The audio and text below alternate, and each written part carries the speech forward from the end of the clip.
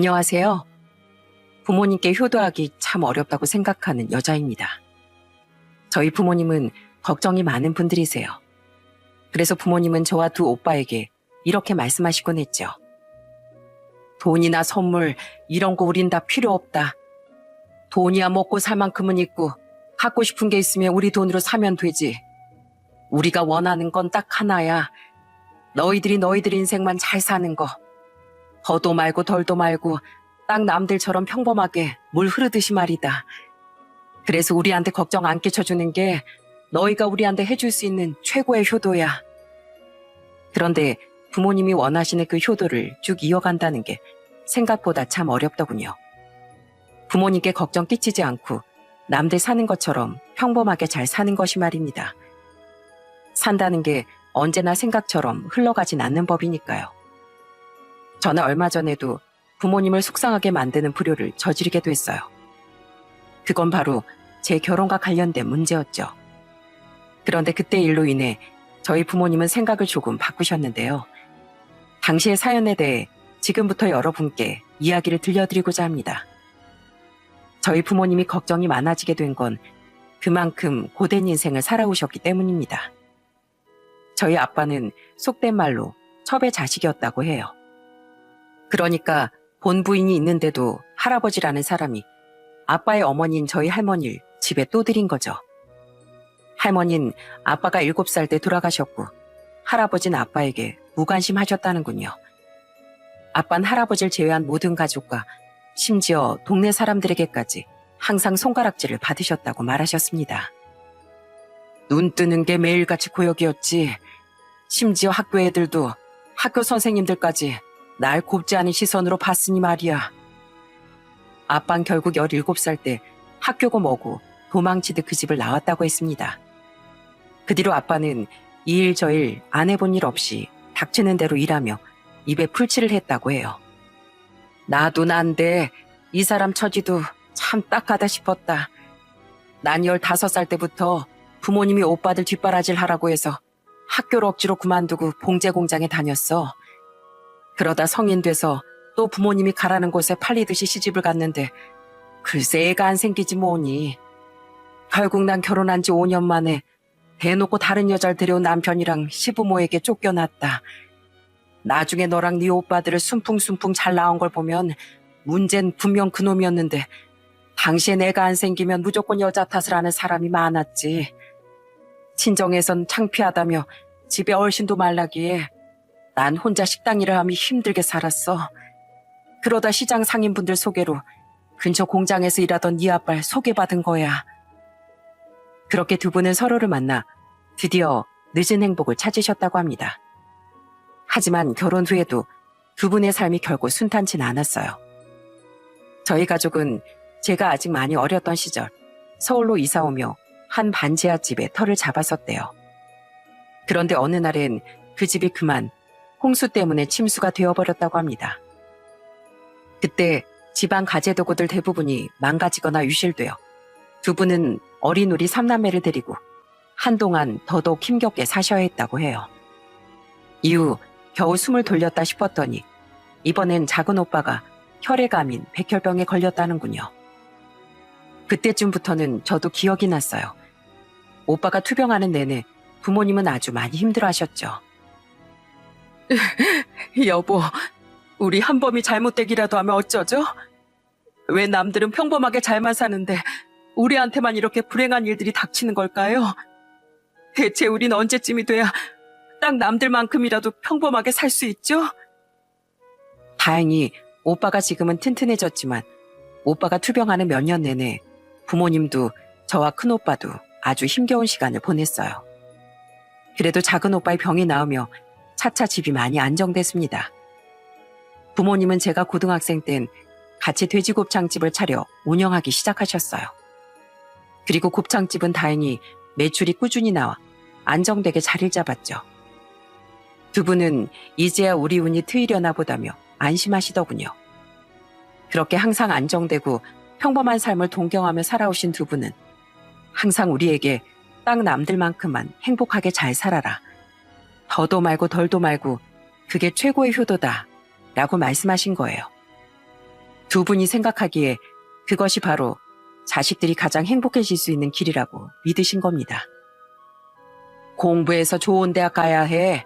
그래야 너희들은 평생 돈벌이 걱정하고 사니 아빠, 엄마랑 다르게 살 수 있어. 꼭 대학 나와서 안정적인 직장을 얻어야 한다. 두 분은 무조건 대학을 나와 크고 안정적인 직장을 들어가는 게 인생 성공이라고 생각하셨습니다. 저는 부모님이 살아온 인생을 떠올리면 너무 가슴이 아팠어요. 때문에 두 분 속을 썩이지 않기 위해서라도 정말 열심히 공부했습니다. 그리고 그건 제 두 오빠도 마찬가지였어요. 그렇게 우리 삼남매는 대학을 졸업했고 각자의 직장에 들어갔죠. 특히 삼남매 중 가장 공부를 잘했던 전 서울에서 알아주는 대학을 졸업한 후 당당히 대기업에 입사했습니다. 민선이뿐만 아니라 우리 너희 셋 모두 정말 자랑스럽다. 앞으로도 더도 말고 덜도 말고 딱 남들 다 누리는 것만 누리며 행복하게 살려무나. 결혼도 하고 애도 낳아서 집도 차츰 늘려가면서 말이야. 너희만 그렇게 잘 살아준다면 우리는 아무것도 바랄 게 없다. 그런데 시간이 흐르며 부모님의 바람과 달리 오빠들에게 자꾸 잡음이 생기더군요. 일찍 결혼을 했던 큰오빠는 무려 결혼과 이혼을 2번씩이나 했어요. 첫 결혼 땐 아이 없이 성격 차이로 이혼했고 두 번째 결혼 땐 새 올케 언니의 사치가 원인이었죠. 그 결과 큰오빠는 아들 하나를 혼자 키우며 싱글 데드의 삶에 접어들었어요. 에휴, 어떻게 이혼을 한 번도 아니고 2번이나 하니? 남자 혼자 애를 키우는 건 또 얼마나 힘들 거야. 정말 너무 속이 상하는구나. 차라리 우리 집으로 들어와. 그럼 애 키우는 거라도 우리가 도와줄 수 있잖아. 아니에요. 집에 한범이도 민선이도 다 같이 사는데 민폐예요. 그리고 저 우리 아들 혼자서 잘 키워낼 수 있어요. 걱정 마세요, 어머니, 아버지. 두 분이 원하시는 대로 잘 사는 모습 못 보여드려서 죄송해요. 하지만 저 어차피 집사람이랑 자주 다투고 살았던지라 이혼했어도 별로 안 힘들어요. 배신감은 좀 있지만 후련하기도 하고요. 결혼을 2번이나 해봤으니 앞으로는 저 우리 아들만 보고 살 거예요. 이것도 나름의 행복 아니겠어요? 오빠는 부모님께 이렇게 말했지만 부모님은 오빠만 생각하면 한숨을 쉬며 걱정하셨습니다. 오빠는 자신은 괜찮은데 괜히 부모님께 불효를 한 것 같다며 항상 마음 불편해했죠. 그리고 작은 오빠는 다른 의미로 부모님께 골칫거리였어요. 이놈아, 아예 얼른 취업하고 돈 모아서 결혼해야지. 언제까지 갑자기 무슨 시에 꽂혀서 뜬구름 잡는 소리만 해대고 살 거야? 말씀드렸잖아요, 어머니 아버지. 전 꼭 시인이 될 거예요. 사람들 마음을 울리는 깊이 있는 시인이요. 두고 보세요. 오빠는 첫 회사가 문을 닫으며 백수가 되었습니다. 그런데 그때 한창 독서 모임을 나가더니 시인이라는 배고픈 직업에 대한 꿈이 생겼더라고요. 그러면서 갑자기 하라는 취업은 안 하고 시를 쓰기 시작한 겁니다. 그나마 본인 생활비는 편의점 아르바이트 등을 하며 벌어서 썼는데 그 돈으로 오빠는 취업 준비인커녕 전국 방방곡곡 여행을 다녔어요. 영감을 얻어야 한다며 말이죠. 하지만 오빠는 그 긴 시간 동안 한 번도 공모전 같은 곳에 당선되지 못하더군요. 오빠, 물론 문학의 정답은 없지만 이 정도면 오빠는 시에 소질이 없는 거 아닐까? 이제 그만 시는 취미로 쓰고 취업 좀 해. 우리 부모님 오빠 때문에 애간장이 다 녹으시겠어. 나도 부모님께는 죄송해. 근데 꼭 취업해서 돈만 벌고 사는 게 행복은 아니잖아. 시 쓰는 건 내 행복 그 자체야. 소질이 없을 수 있지만 그래도 꾸준히 쓰고 노력하면 분명 세상이 날 알아줄 거야. 부모님은 그런 오빠를 보며 땅이 꺼질 듯 한숨만 쉬셨습니다. 저는 오빠들을 좋아했지만 부모님이 너무 안쓰러웠어요. 민선이 너라도 그 좋은 회사 잘 다니고 있어서 다행이구나. 부디 이대로 무사히 결혼해서 자식도 낳고 행복하게 살아다오. 나랑 네 엄만, 네 오빠들과 달리 네 걱정은 정말 하나도 안 한다. 널 보면서 우리가 그나마 안심하고 살아. 저는 부모님께 효도하기 위해서라도 오빠들과 달리 아주 평범한 삶을 살고 싶었습니다. 그런데 솔직히 결혼이라는 게 마냥 쉽진 않았어요. 아무래도 월급 많이 받는 대기업이다 보니 저는 회사 일이 많고 바쁜 편이었거든요. 괜히 조건 따지며 소개팅 하기도 싫고 회사에서 눈 맞을 일도 없었다 보니 결혼은커녕 연애 자체가 쉽지 않았죠. 그러다 저는 나이 38에 생각지도 못한 고백을 받게 됐어요. 저기 민선아, 정말 오래 고민하다 말하는 건데 나 너 정말 좋아해. 나 대학 다닐 때도 너 좋아했었고 대학 동기 모임에 다시 나오면서 널 다시 만났을 때 그때부터 5년 동안 또 널 짝사랑했어. 그 사람은 바로 저보다 2살 많았던 대학 동기 오빠였습니다. 정한이 오빠는 삼수 끝에 저희 대학에 들어온 사람이었어요. 사는 게 바빠 모임에 나오지 못하다가 다시 모임에 나온 그날 오빠는 다시 제게 반했다는군요. 오빠는 놀라서 눈을 동그랗게 뜬 저에게 새빨개진 얼굴로 말을 이었어요. 나 진짜 5년 동안 너 때문에 다른 여잔 쳐다도 안 봤어. 근데 고백하려고 해도 너무 어렵더라. 대기업 다니는 너랑 다르게 난 고작 중견기업 다니고 똑똑한 데다 성격도 좋은 네 주위에 멋진 남자들이 얼마나 많을까 싶어서 말이야. 근데 고백 한 번도 못 해보고 짝사랑을 끝내버리기 싫어서 이렇게 용기 낸 거야. 민선아, 나 정말 잘할 테니까 나랑 한 번만 만나주지 않을래? 그렇게 우린 만남을 시작하게 됐어요. 그 전까진 이성적 호감은 없었지만 적어도 인간적으로 참 착하고 좋은 사람이라고 생각했었거든요. 게다가 요즘 세상에 무려 5년을 짝사랑한 그 순수함이 멋지다고 느껴졌어요. 이후 만나보니 제게 너무 잘하는 모습에 저도 마음이 활짝 열렸죠. 그리고 만난 지 1년 뒤 오빠의 청혼으로 인해 우린 결혼을 약속하게 됐어요. 아이고, 어서 와. 자네가 우리 민선이한테 그렇게 잘해준다며? 고마워. 앞으로도 우리 딸 잘 부탁하네. 첫 인사를 드린 날 저희 부모님은 좋아서 어쩔 줄을 모르셨습니다. 막내인 저까지 통결혼을 하지 않아 점차 걱정을 하고 계셨거든요. 이후 우린 예비 시댁으로도 첫 인사를 갔는데 솔직히 넉넉한 형편은 아니었던 저희 집과 달리 예비 시댁은 부자까지는 아니어도 중산층 집안이었어요. 아직 가게를 운영하던 저희 부모님과 달리 예비 시아버지는 평생 좋은 직장을 다니다 퇴직 후 취미생활을 즐기며 살고 계셨고 예비 시모는 평생 집에서 우아하게 살아온 분이셨죠. 부모님이 돼지곱창집을 운영하신다고? 네, 단골분들이 꽤 있으셔서 아직까지 별다른 어려움 없이 장사하고 계세요. 솔직히 인사를 드리기 전 걱정을 했었습니다. 아무래도 집안 차이가 나다 보니 시부모님 될 분들이 저를 마음에 안 들어 하시면 어쩌나 싶어서요. 아니나 다를까 예비 시모는 제 부모님의 직업을 묻더니 더 이상의 질문 없이 눈앞에 커피만 홀짝이시더군요.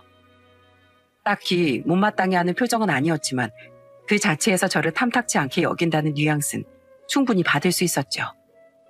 그런데 마음이 불편해지려는 순간 예비 시아버지와 예비 남편의 여동생이 그런 분위기를 확 풀어주지 않겠어요?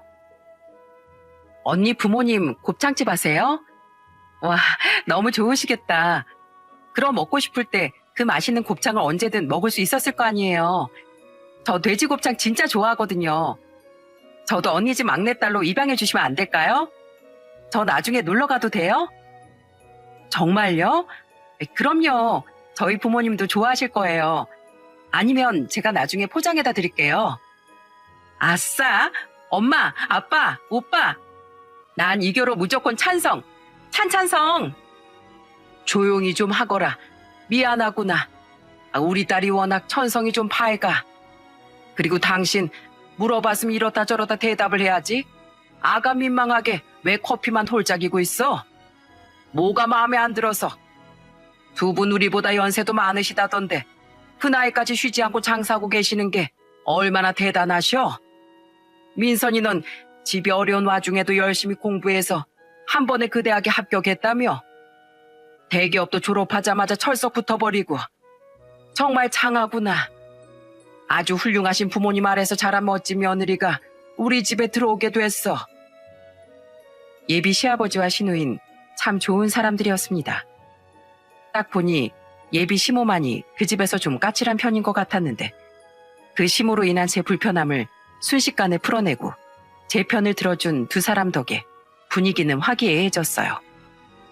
예비 시모 또한 그제야 자신도 제가 며느리가 되어 기쁘다며 웃어 보였죠. 그 뒤로 우린 무난히 상견례를 진행했고 이후부터 본격적으로 결혼 준비를 시작했습니다. 그런데 그 과정에서 자꾸만 예비 남편과 갈등이 생기더라고요. 결혼 준비할 때 예비 신혼부부가 그렇게 많이들 싸운다죠. 저는 그 시기를 고스란히 겪으며 마음고생을 하게 됐어요. 그리고 그 문제의 뒤엔 항상 예비 시모가 존재하더군요. 내가 좀 알아봤는데 여기랑 여기 예식장이 음식도 주차도 좋고 가격도 괜찮은 것 같아. 그게 있지? 사실 어머니가 호텔에서 꼭 결혼식을 진행했으면 하시더라고. 다른 지인들은 대부분 호텔에서 결혼식 했는데 우리만 평범한 데서 하면 모양 빠진다고 말이야. 무조건 호텔 예식 아니면 싫으시대. 뭐? 결혼식장을 하는 우리들 마음이지 왜 어머님이 조언도 아니고 강요를 하셔? 그리고 호텔 예식이 얼마나 비싼데 그 비용 다 우리가 내는 거잖아. 애초에 그런 건 오빠가 먼저 잘 말씀드렸어야지. 결혼식은 부모님 잔치기도 하다는데 그냥 어머니 원하는 대로 해드리면 안 될까? 어머니가 원하시는데 무 자르듯 안 된다고 말하는 게 좀 어렵더라고. 오빠, 우리 신혼집 위치는 어느 쪽으로 구할까? 아무래도 오빠랑 우리 회사 가운데쯤이 낫겠지? 아니면 둘 다 출퇴근이 그나마 가깝고 집값도 서울보단 저렴한 수도권 지역 쪽으로 알아볼까? 그게 사실 어머니가 지금 우리 가족 사는 집 근처에 신혼집을 얻었으면 하시더라고. 그럼 가족끼리 서로 만나고 살기도 편하지 않냐면서 말이야. 또 어머님이야? 오빠 생각은 없어? 그리고 거긴 우리 회사에서 너무 멀잖아. 친정에선 더더욱 멀고 너무 내 입장은 생각 안 해주는 거 아니야? 오빠는 왜 내 입장은 생각도 안 하고 나한테 어머니 말씀을 생각 없이 전달만 해. 아니 그래도 같은 서울 내인데 상관없지 않을까 싶어서. 그리고 우리 부모님이 신혼집에 돈도 3억이나 보태주시는데 그 돈이 한두 푼도 아니고 그 정도는 좀 들어드려도 되지 않을까? 난 괜찮다는 거 오빠가 아버님이 준다는데 왜 안 받냐면서 꾸역꾸역 돈 받아오는 거잖아, 그 돈. 그리고 거기엔 오빠랑 나랑 모은 돈도 보태는데 내가 무슨 팔려가? 그럴 거면 나 그 도움 안 받아. 내가 행복하려고 하는 결혼인데 왜 결혼과 동시에 내가 더 힘들어져야 돼? 알았어. 어머니랑 다시 얘기해볼게. 결혼식장부터 신혼집 위치, 상견례 후 미리 서로 적응하자며 한 달에 한 번씩 집으로 오라던 요구 등등. 예비 남편은 무슨 우체부처럼 시모의 전원을 제게 전하기 바빴어요. 결혼식장이야 현실적인 금전적 문제 때문에 적당한 곳으로 타협할 수 있었는데 신혼집 문제는 정말 곤란하더군요. 게다가 초대받아서 예비 시댁에 가면 예비 시모는 늘 제게 설거지나 요리, 하다못해 과일 깎기라도 못 시켜서 안달이었어요. 그렇게 자꾸 부려먹을 거면 왜 아가를 초대해? 이리 와라 민선아. 손님이 무슨 일을 하니? 여기 와서 앉아. 내가 뭘 일을 시켜요. 그냥 시집 오기 전에 미리미리 며느리 교육시켜주려는 거지. 이미 한 가족이나 마찬가지인데 무슨 손님이에요. 결혼식을 안 올렸는데 당연히 손님이지. 그리고 결혼해도 누가 애들이 이렇게 자주 불러? 요즘엔 세상이 달라졌어. 세상이. 맞아 엄마. 나중에 난 결혼하면 엄마 같은 시어머니 생길까 봐 벌써 무섭다. 대체 왜 그래? 그리고 오빠, 새언니야 거절하기 힘들어서 이렇게 온다지만 애초에 엄마가 불러도 오빠가 미리미리 막아줘야지. 답답하다 진짜. 왜? 어차피 가족들 사이인데 미리미리 친해지면 좋지. 그리고 시어머니랑 며느리가 같이 집안일 하는 모습이 얼마나 아름다워. 어차피 예비 시모가 제게 일을 시키려고 해도 예비 시아버지와 시누이가 먼저 나서줬기에 몸은 힘들지 않았습니다. 때문에 좀 불편하더라도 거절할 수 있었지만 우선은 몇 번 예비 시모의 초대에 응했던 거죠. 하지만 이 결혼이 정말 맞는 건지에 대한 의구심은 자꾸 제 안에 쌓여갔어요. 예비 시모도 불편했지만 원래는 안 그러던 사람이 결혼할 때가 되니 효자가 된 건지 자꾸만 예비 시모의 의견을 전달하던 예비 남편에게 너무 실망스러웠거든요. 그뿐 아니라 은근히 자신의 집에서 3억이나 해주는 걸 빌미로 제가 지고 들어가는 게 맞다는 뉘앙스를 풍기기도 하고 며느린 시댁에서 당연히 일하는 사람이라는 생각을 하는 것 같아 더더욱 말이죠. 난 결혼 준비 시작한 후로 오빠가 아니라 어머님이랑 결혼하는 느낌이야. 오빠가 계속 이런 식이면 난 이 결혼 진지하게 다시 생각해 봐야 할 것 같아. 이대로는 안 되겠다 싶어 저는 예비 남편에게 진지하게 제가 느낀 문제점들을 이야기했습니다. 그러자 그제야 예비 남편은 자신이 다 고치겠다며 싹싹 빌더라고요. 하지만 그 뒤에도 이미 실망한 제 마음은 좀처럼 전으로 되돌려지지 않더군요. 그러던 어느 날 집에 있던 전 거실에서 통화하던 엄마의 목소리를 듣게 됐어요. 우리 민선이? 아이 그럼 결혼 준비 잘하고 있지. 시댁 어른들도 좋은 분들인가 봐. 감사하게도 애들 집 구하는데 큰돈까지 보태주신다고 했다니까. 돈이 문제가 아니라 우리 민선이 나랑 다르게 적어도 돈 때문에 고생하면서 살지는 않겠다 싶어서 참 안심했어. 우린 아무것도 안 해주냐고? 해줘야지 당연히. 애들 돈은 다 집 구하는데 보탠다길래 우린 혼수해주기로 했어. 마음 같아선 사돈 어른들만큼 크게 도와주고 싶은데 형편이 안 돼서 속상하지 뭐.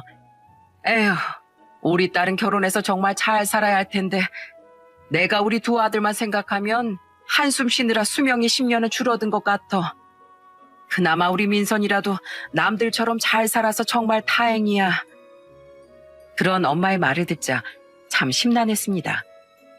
이미 결혼이 여기까지 진행된 와중에 그런 몇 가지가 걸린다고 무작정 결혼을 뒤엎는 게 옳은 행동인가 싶었죠. 무엇보다 제가 파혼을 하면 속상해하실 부모님 생각에 많이 망설여졌어요. 그런데 그 와중에 결국 제가 이 결혼에 대해 단단히 마음이 돌아서게 된 결정적 사건이 발생했죠. 예, 나 너희 회사 앞 카페인데 잠깐 좀 나와보거라. 내가 줄 게 있어서 말이야. 지금요? 저 곧 회의 들어가야 하는데 급한 일이세요, 어머님? 그냥 뭐 좀 주기만 하면 돼. 내가 여기까지 왔는데 며느리 되래가 내려와 보지도 않을 거야? 얼른 와라. 어느 날 오후 예비 시모는 갑자기 제 회사 앞으로 절 찾아왔더군요. 회의 준비로 정신없던 전 결국 한숨을 쉬며 회사 앞 카페로 향했어요.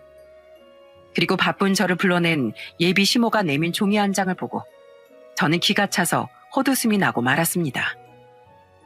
이게 예단 혼수 목록이라고요? 그래, 다 해서 한 3억 원어치 될 거다. 꼼꼼히 확인해서 우리 집으로 보내도록 해라. 혼수 예단을 3억 원어치요? 그래야 공평하지 않니? 우리가 집값에 3억 보태주기로 했잖아. 그럼 혼수는 너희 부모님이 해주기로 하셨으니까 예단까지 합하더라도 우리가 하는 만큼 해주셔야 우리도 손해가 아니지. 어머님, 저희 집은 이만한 사정 안 되는 거 아시잖아요. 그럴 여유가 있으셨으면 애초에 저희 부모님이 그만큼 집값에 보태주셨겠죠. 그럼 네 부모님 앞으로 빚이라도 내서 해오면 되잖아. 난 막말로 10원짜리 하나 손해보기 싫어하는 성격이야. 근데 너 우리가 3억이나 도와주는데 예식장도 네 뜻대로 하고 신혼집도 결국 네가 원하는 동네로 구하기로 했다며? 건방지게. 게다가 별 볼 일 없는 집안 자식이라 살림이라도 잘 가르쳐서 앞으로 노동력으로 써먹으려고 했더니만 너네 남편이랑 우리 딸만 믿고 기세등등하면서 아무것도 안 하더라. 내 우리 남편 앞이라 말은 못하고 기가 차서 진짜. 그나마 내 마음 알아주는 건 효자인 우리 아들밖에 없었어. 근데 그런 아들도 이번 명절에 내가 너 좀 데려와서 일 좀 시키자니까 질색을 하더라. 어차피 결혼하면 다 할 거니까 결혼 전까지만 좀 참으라나 뭐라나. 분명 여우 같은 네가 조종한 거지? 예비 시모는 제게 무려 10가지 예단 혼수 목록을 적어 가지고 온 겁니다. 아마 집에서 주면 예비 시아버지가 화를 낼 테니 예비 시모는 일부러 저희 회사 근처까지 찾아온 것 같았어요. 그 합쳐서 3억이나 되는 목록을 읽어보는데 정말 어이가 없더군요. 우선 저희 신혼집에 들어갈 혼수는 그 10가지 중 제일 첫 줄에 적혀 있었어요. 신혼집에 들어갈 고급 혼수 전반이라는 간단한 말로 말입니다. 그리고 그 아래서부턴 전부 시댁과 관련된 물건들이더군요. 예비 시모의 보석 세트, 예비 시부모의 수입산 고급 침구 세트, 예비 시부모와 시누이의 맞춤 예복, 최고급 수입 브랜드 고급 그릇 세트, 최신형 TV와 냉장고, 예비 시아버지 수입차, 또 친척들 고급 이불 세트까지 말이죠. 마지막으로 제일 기가 막혔던 건 모든 물건을 사고도 3억에서 부족한 금액만큼은 예단비로 보낼 것이라는 10번째 문항 때문이었습니다. 제가 어이없어 하는 와중에 예비 시모는 제 앞에서 계속 자기가 하고 싶은 말을 떠들어대고 있었어요. 계속 우리 아들 조종해서 요리조리 빠져나가니까 나 아예 다른 거 말고 똑같이 돈으로 받아내야겠다. 그래서 그 혼수 예단 목록 적어온 거야. 너 표정이 왜 그러니? 뭐 불만 있니? 설마 받은 만큼 시댁에 봉사하긴 싫고 그렇다고 똑같이 돈으로도 못 토해내겠다 이거야? 솔직히 예비 시모의 말에 대답할 가치도 못 느끼겠더군요. 게다가 당시 정신도 없었던 게 회의 시작할 시간이 거의 다 되어 제 휴대폰에선 재촉 전화가 계속 걸려오고 있었어요. 때문에 저는 그 말 같지도 않은 목록이 적힌 종이를 들고 그냥 일어나 버렸습니다. 어머님, 우선 알겠어요. 제가 지금 빨리 회의 들어가 봐야 해서요. 죄송한데 먼저 가보겠습니다. 너 알았다고 한 거다. 다 구하느라 늦게 보내지 말고 사는 대로 하나씩 우리 집으로 다 보내. 기다린다 그럼. 제가 별말 없이 알았다고 하자 그제야 예비 시모는 얼굴에 화색이 돌더군요. 제가 사무실로 올라가며 손으로 구겨버린 게 그 종이뿐 아니라 결혼에 대한 마음 그 자체임은 꿈에도 모르고 말이죠. 그날 복잡한 심경으로 회의를 끝낸 전 퇴근길에 예비 남편에게 전화를 걸었습니다. 이 결혼은 못하겠다고 마음먹었으니 예비 남편에게 파혼 이야기를 꺼내려고 말이죠. 그런데 그날 예비 시모가 찾아온 이야기부터 꺼낸 제게 그놈이 이런 말을 하더라고요. 어머니가 그러셨단 말이야? 그런데 민선아, 너도 이제 우리 어머니 성격 좀 파악하지 않았어? 난 너랑 너무 결혼하고 싶은데 자꾸 이렇게 잡음 일어나는 건 힘들어. 그러니까 우리 기어코 우리 어머니한테 계속 맞서지 말고 그냥 어머니 원하는 대로 들어드리자. 우리 앞으로 빚이 생기는 건 좀 그렇고 우선 집 담보로라도 대출받아서 어머님 아버님한테 돈 마련하시라고 해봐. 그리고 그만큼 우리가 살면서 잘 사는 모습 보여드리면서 효도하면 되잖아. 아마 두 분도 돈보단 당신이 행복하게 사는 게 더 중요하다고 생각하실걸? 뭐? 몇 억을 대출받아서 당신 어머니한테 드리는 게 내가 행복해지는 길이야? 그래야 너도 우리 어머니한테 더 이상 눈총 안 받고 예쁨 받을 거 아니야.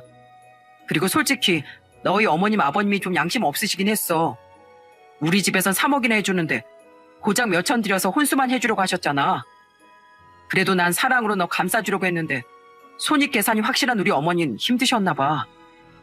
민선아, 저번에 너 나한테 결혼 진지하게 다시 생각해 보겠다고 했지만 결국 나 봐줬잖아. 그럼 너도 나랑 파혼할 생각 애초에 없었던 거지? 그러니까 기왕 결혼할 거 우리 그냥 좋게 그렇게 해결하자. 우리 부모님이 양심이 없었어? 아, 그렇게 생각했구나. 알았어. 나도 오빠 말대로 더 이상 잡음 안 일어나도록 할게. 역시 우리 민선이야. 성격이 아주 똑부러져. 그럼 다 해결된 걸로 알고 끊을게. 파혼의 파자도 꺼내기 전에 저는 그놈의 괘씸한 말에 말문이 막혔습니다. 그런데 듣다 보니 이놈이 저희 부모님에 대해서 말을 함부로까지 하더라고요. 두 모자에게 귀가 차다 못해 약까지 오른 저는 이 분함을 갚아주고 파혼해야겠다고 생각했어요. 때문에 저는 다음날 상자 하나를 준비해 시댁에 퀵으로 보낸 뒤 예비 시모에게 전화를 걸었죠. 어머님, 집이시죠? 그래, 지금 우리 가족 정환이 빼곤 다 집에 있다. 혼수랑 예단 준비는 잘 되고 있니? 네, 제가 방금 퀵으로 제일 먼저 마련한 혼수 하나를 어머님 댁으로 보냈거든요. 곧 도착할 테니까 다 같이 열어보세요. 정말? 아, 이렇게나 빨리? 아유, 좋아라. 퀵이면 뭘까? 보석인가? 아무튼 알았다. 내 받고 다시 전화하마. 예비 시모는 좋아서 어쩔 줄을 모르더군요. 그 퀵으로 어떤 물건이 도착할지 상상도 못하고 말이죠. 그리고 잠시 뒤 다시 제게 전화를 건 예비 시모는 제게 소리를 빽 질러대기 시작했어요. 야, 너 이 상자 안에 이 종이 뭐야? 하혼장? 너 지금 누구 약 올려? 아, 받으셨어요? 약 올리긴요. 그게 어머님이 주신 그 목록에 대한 제 대답이에요. 가족들 다 집에 있다고 하셨으니까 다 같이 보신 거 맞죠? 제가 예비 시모에게 보낸 건 바로 직접 손으로 적어내려간 파혼장이었습니다. 예비 시모가 제게 10가지 예단 혼수 목록을 적어줬듯 저도 10가지 이유를 적어서 말이죠. 지금 생각하면 참 유치한 행동이었지만 그렇게라도 전 예비 시모의 속을 뒤집고 예비 남편에게 되갚아주고 싶었어요. 저희 집안 사정을 뻔히 알면서도 3억이나 되는 예단과 혼수를 요구한 예비 시모에게도 저희 부모님이 얼마나 힘들게 자식들을 키워주셨는지 다 들었으면서 감히 양심 없다는 망언을 한 예비 남편에게도 말입니다. 제가 그곳에 적은 파혼장의 내용은 이랬어요. 나 김민서는 이 서류가 개봉된 시간부로 파혼할 것을 선언합니다. 그 사유인즉슨 첫 번째, 나는 돈 3억에 예비 남편이었던 오정환의 집에 팔려가는 물건이 아니기 때문입니다. 두 번째, 그럼에도 불구하고 그 3억에 대한 값어치를 나에게 노동으로 뽑아 먹으려고 한 구 예비 시모 박진남 씨 때문입니다. 세 번째, 하지만 그 시도에 실패하자 이번엔 현금을 포함한 3억 원치 예단과 혼수를 당당히 요구한 박진남 씨 때문입니다. 그때 요구한 목록은 아래와 같습니다. 네 번째, 나는 이 3억 원어치의 예단 혼수를 마련할 돈이 전혀 없기 때문입니다. 다섯 번째, 설사 그 돈이 있더라도 그 예단 혼수를 마련할 마음이 전혀 없기 때문입니다. 여섯 번째, 평생 자식들을 위해 열심히 살아온 내 부모님에 대해 3억을 고작 몇천만 원어치 혼수로 퉁치려는 양심 없는 사람들이라고 말한 내 예비 남편 오정환 때문입니다. 일곱 번째, 집안의 평화를 자신이 살면서 가장 배려해줘야 할 아내 될 사람의 희생으로 유지하려 한 오정환 때문입니다. 여덟 번째, 오정환 이런 인간인 걸 미처 알지 못하고 1년이나 만난 나 자신이 한심하기 때문입니다. 아홉 번째, 내 손으로 이런 똥통에 더는 발을 들이기 싫기 때문입니다. 열 번째, 이 파혼이 내 인생을 더욱 행복하게 만들어줄 것이기 때문입니다. 내용이 이랬으니 예비 시모가 눈이 뒤집어져서 전할만 했다고 생각해요. 예비 시모는 제게 씩씩대며 이렇게 말했습니다. 너, 내 앞에선 알겠다고 대답해놓고 이렇게 내 뒤통수를 쳐? 너 일부러 우리 남편도 다 볼 수 있게 이런 식으로 보낸 거지? 나 우리 남편한테 네가 먼저 나서서 그만큼 예단 혼수하겠다고 했다고 거짓말 해놨단 말이야. 근데 이 종이로 다 들통났잖아. 파혼을 하려면 조용히 날 것이지 이 독한 것 같으니라고. 전 그저 조용히 파혼장만 보냈는데요. 지금 조용하지 못한 건 바로 어머님이세요. 이게 어디서 말장난이야? 이야, 나 너 때문에 방금 남편한테 생활비 카드 뺏겼어. 앞으로는 10원짜리 한 장까지 허락받고 쓸 처지가 됐다고. 진짜 내가 기가 막혀서 원. 이래서 가난한 집 인간들은 상종하는 게 아니라니까.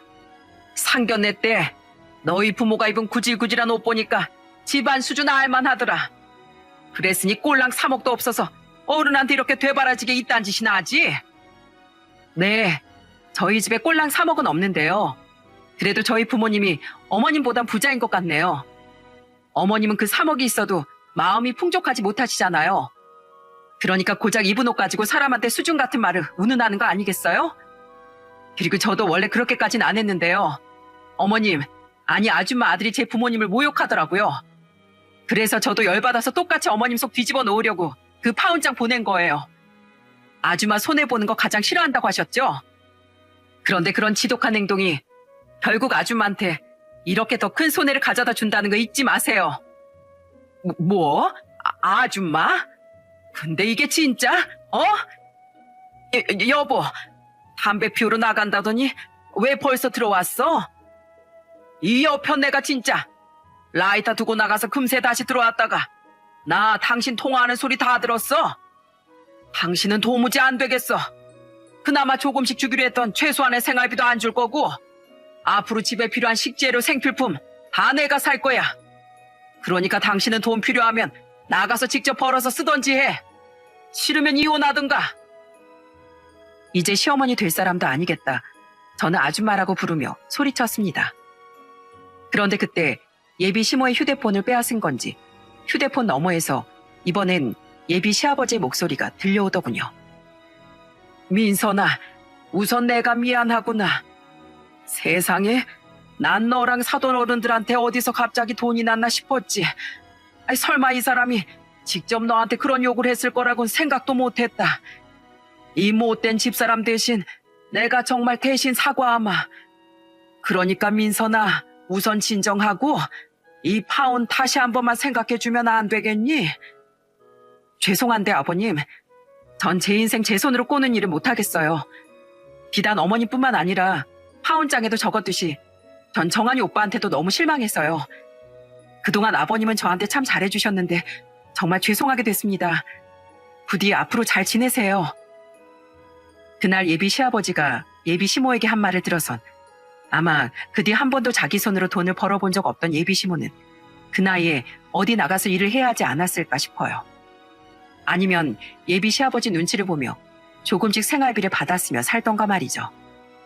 뭐 거기까진 제 알 바가 아니지만은요. 그리고 잠시 뒤 자신의 가족에게 연락을 받은 건지 이번엔 예비 남편이 제게 전화를 걸었더군요. 민선아, 이게 다 무슨 일이야? 나 방금 동생한테 전화 받았어.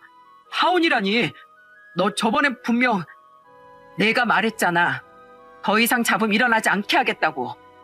아예 이 결혼 자체를 싹 정리해서 잡음 다 없애버렸잖아. 뭐가 문제야? 민선아, 너 진짜 이럴 거야? 너희 부모님이 얼마나 속상해 하시겠어. 그 짜증나는 입에 우리 부모님 올리지도 마. 오빠는, 아니 넌 내 부모님을 욕되게 말한 순간 이미 내 인생에서 영원히 아웃이었어. 나 좋다고 하도 간이고 쓸개고 다 줄 것처럼 굴어서 진짜 성격이 이런 인간인 거 까맣게 몰랐지 뭐야? 그래도 결혼 준비하면서 네 실체를 알게 돼서 얼마나 다행인지 몰라. 야, 집안 다 빼고 너랑 나 둘만 보면 내가 훨씬 아깝거든? 직장도 벌이도 얼굴도 하다못해 성격도. 근데 어디서 감히 자기 노력으로 얻은 것도 아닌 돈 가지고 내 부모님한테 그딴 말을 해? 앞으로 살면서 내 눈에 띄면 너 가만 안 둔다. 민선아, 어떻게 이럴 수가 있어. 내가 널 5년이나 어떤 마음으로 짝사랑했는데 이게 다 우리 어머니 때문이야. 따지고 보면 다 우리 어머니 때문에 우리 이렇게 된 거잖아. 안 그래? 그냥 내가 앞으로 어머니 안 보고 살게. 그러니까 파혼 취소해줘. 어? 나 너 없이 못 살아. 뭐 이런 비겁한 인간이 있어. 우리 파혼 사유는 네 엄마 때문도 있지만 결국은 다 네가 문제였던 거야. 아휴, 입 아파서 일일이 말하기도 싫으니까 집에 가서 내가 보내준 파혼장이나 읽고 제발 새 사람 되라. 끊어. 그렇게 저는 아주 소란스러운 파혼을 했습니다. 그날 친구 모임에 나가 있었던 그놈은 술에 취한 채 저희 집으로 찾아왔었어요. 그런데 하필 그날은 우리 3남매 중 가장 성격이 무섭던 큰오빠가 조카와 저희 집에 와 있었죠. 이미 가족과 함께 저에게 모든 자초지종을 다 들었던 오빠는 술 취한 그놈의 뒷덜미를 잡고 저 멀리 던져버렸어요. 형님, 아파요. 그럼 내가 너 간지러우라고 던졌겠냐? 형님, 제가 민선이를 얼마나 좋아하는지 아시잖아요. 형님도 이혼 2번이나 해놓고 동생까지 파혼녀 만들 거예요? 그게 어때서? 이혼보단 파혼이 100배 낫지. 그리고 내가 결혼 2번이나 실패한 사람 입장에서 결혼 좀 못한다고 사람 인생 불행해지건 하지 않아. 특히 우리 민선이는 어디 빠지는 데도 없고 모자랄 것도 없는데 너 같은 놈 옆에서 스트레스 받고 사는 것보다 파혼이 5000배 낫지. 확 빨리 안 사라져? 그놈은 오빠에게 잔뜩 겁을 먹고 주랭랑을 쳤습니다. 그놈은 그렇게 처리했지만 가장 큰 문제는 속상해하던 저희 부모님이었어요. 저는 그런 두 분의 손을 잡고 조심스레 말했죠. 저 솔직히 그동안 두 분께 효도하고 싶어서 정말 열심히 노력하며 살아왔어요. 그래서 이번에도 정한이 오빠랑 오빠네 어머님 때문에 결혼 무르고 싶은 거 꽤 오래 꾹꾹 참았었고요. 근데 한참을 고민하다 결국 이번 일을 확실히 깨달았어요. 제가 진짜 부려하는 건 파혼보다 결혼해서 불행하게 사는 모습을 두 분께 보여드리는 거라고요. 이렇게 파혼해서 두 분 가슴 아프게 만든 건 정말 죄송해요. 근데 저 꼭 남들처럼 살지 않아도 두 분께 반드시 행복한 모습 보여드릴 수 있어요. 오빠들처럼요. 그러니까 제 걱정하지 마시고 그냥 지켜봐 주시면 안 될까요? 부모님은 한숨을 푹 쉬셨습니다. 그리고는 저를 꼭 안아주며 이렇게 말해주시더라고요. 그래, 어찌 보면 우리가 너무 예스러운 사고방식에만 갇혀 있었구나. 너희들이 가장 행복해지는 길은 남들처럼 평범하게 잘 사는 게 아니라 주어진 상황 안에서 너희에게 맞는 행복을 찾아가는 거라는 걸 우리도 명심하마. 더는 우리 욕심에 맞춰 너희를 괜히 죄송스러워하는 자식으로 만들지 않으마. 미안하다. 부모님의 말에 뒤에 서 있던 두 오빤 어깨를 으쓱하며 웃어 보였어요.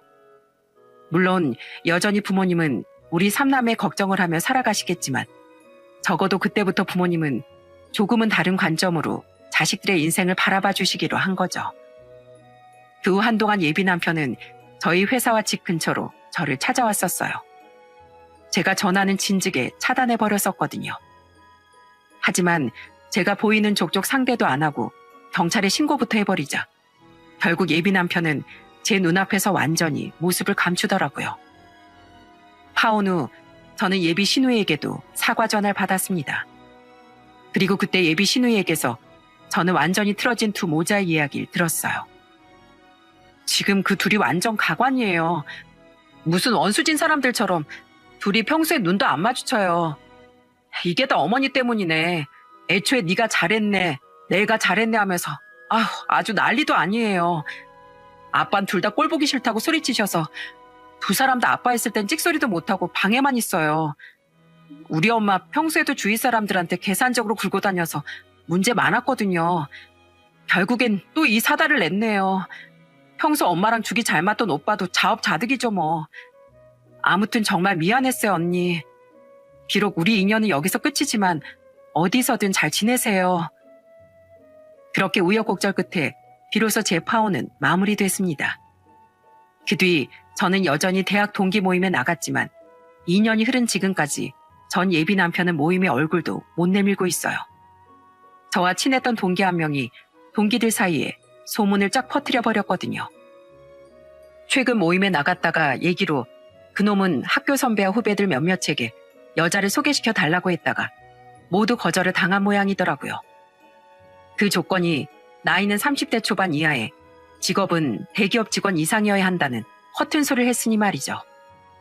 나이 많은 여자를 만나보니 너무 계산적이고 또 자기가 만났던 여자 급이 있으니 직업은 좋아야 된다며 말입니다. 어떤 어리고 능력 있는 여자가 자신보다 능력도 없고 나이는 이미 40이 훨씬 넘은 남자를 만나나요? 저와 결혼하려고 하던 사람이 그러고 다닌다고 생각하면 너무 창피해.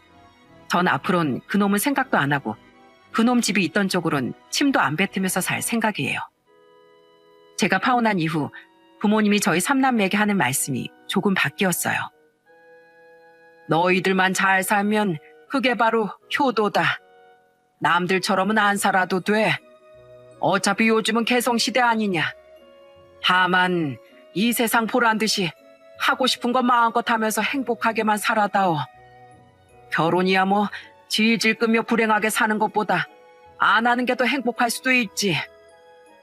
저희 큰오빠는 이번에 다니던 회사를 그만두고 더 높은 연봉을 받으며 작은 회사 이사로 이직을 했습니다.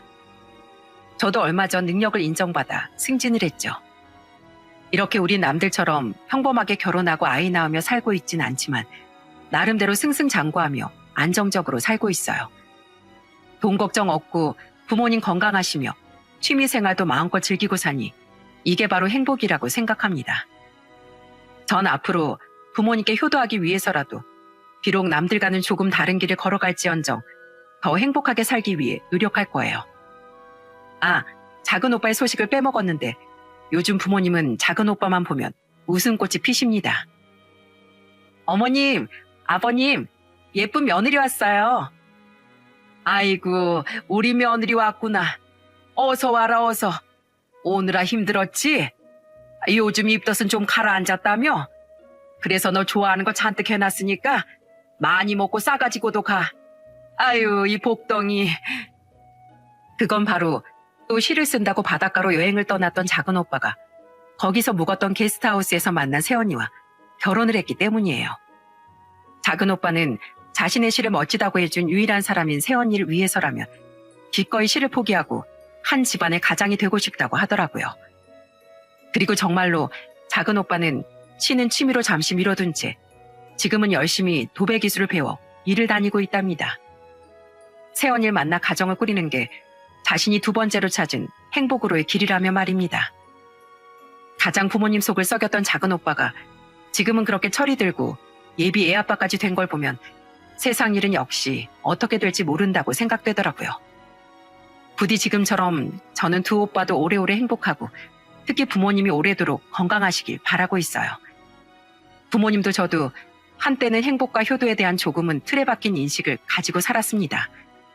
힘들게 살아오신 부모님은 무조건 남들처럼 튀지 않고 평범하게 살아가는 게 행복이니 자식들이 꼭 그렇게 살길 바라셨어요. 저는 그런 부모님의 바람을 고스란히 채워드리는 게 효도라고 믿었고요. 하지만 큰일을 한번 겪고 나보니 저희 부모님은 비록 남들과 다르게 살지언정 자신만의 행복을 찾아나가는 것이 자식이 진정으로 행복해지는 길임을, 저는 내가 그렇게 행복해지는 게 부모님을 위한 진정한 효도임을 깨달은 겁니다. 물론 부모님께 선물도 드리고 여행도 모시고 가는 것도 효도이지만 진정한 의미에선 그렇다는 거죠. 그리고 우리의 깨달음에 대한 이야기를 전하고 싶어 저는 이 사연을 보내게 됐어요. 제 썩 훌륭하지 않은 글솜씨가 부디 이 사연에 메시지를 잘 담았으면 좋겠네요. 그럼 전 이만 여기서 제 이야기를 마치겠습니다. 모두 유독 무더웠던 이번 여름 잘 마무리하시고 행복하시길 바랍니다. 감사합니다.